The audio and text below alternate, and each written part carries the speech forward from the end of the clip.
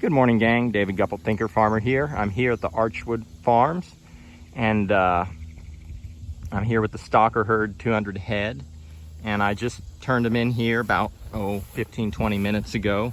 We haven't grazed Earl's field since late April, early May, so it's a lot of stockpiled forage, a lot of the seed heads, and of course the cool season grasses at the time have gone dormant.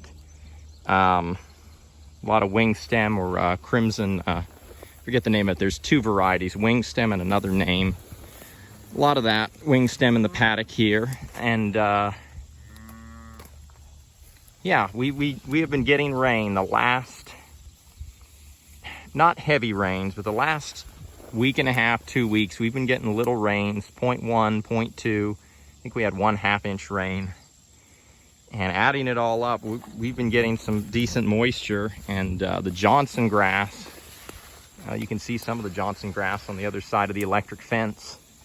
The Johnson grass has started perking up. It's still way behind. In some places it still looks a little dry, but we've got grass growth again. And even some of the cool seasons are responding to the rain. So I'm not going to say the chances of... I'm not going to say all the dry weather is past. It could be dry again. Today it's a cloudy day, and we had some rain last night. Not a lot, I think 1 or 2 tenths. But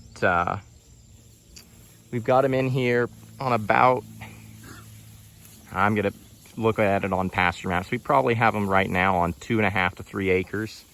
And we just moved them out of the the Wakefield paddock, which is just due west that direction. And we were only in there for a day, in a portion of it. I basically moved them across the farm from the bottom of the slope field where we had the high density grazing, and we're grazing them previously. And we're trying to manage the fly load right now. We don't spray any of these animals with anything, so we can have some issues with flies. This year hasn't been too bad. We've been moving them around, and but shooting them back and forth across the farm definitely helps minimize the load, and keeping them off of the same ground as well. So anyway, we're yeah, things are moving along. Flies seem to be under control. Stalkers are gaining weight. Some of these stalkers are looking pretty good here. They'll be, I mean, that one's a heifer, I'm pretty sure, right there. She's slick looking. She'll probably make the finisher herd this fall when we sort off finishers.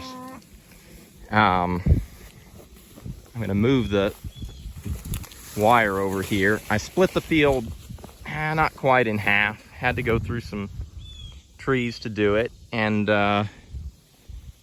we'll spend, this field's only about 20 acres, so we'll spend probably, not probably, I know exactly how much. My notepad's not in front of me. We'll spend about 4 days on this side, and then another 4 days on the other side. So we're doing about, I guess, 2.5, ground's a little bit rocky here. About 2.5 to 3 acres a day. This stake's giving me trouble.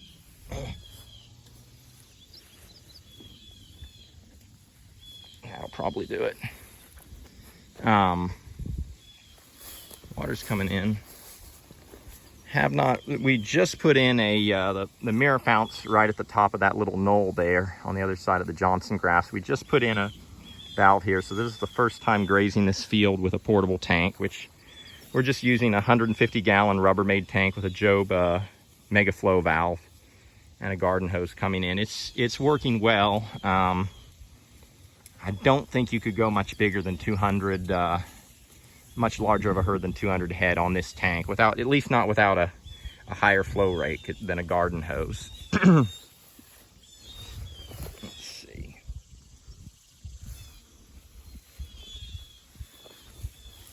But they were super content moving into here. They're already pretty full. So yeah, we we're moving them right now. Today I really moved them just because I wanted to get them into this paddock and as far away as possible from their manure pats. And just really, sometimes you move animals not just for grazing, but also for fly control. And it can be a real problem because flies are going to spread pinkeye. They're biting your cattle. I forget the number. It's in the millions of dollars that flies cost the cattle industry every year. And they've already trampled down a bunch of the fescue here. Anyway, gang, I'm going to get on with the day, but yeah, we've gotten a few rains. It's the end of July, and summer is looking a lot better now.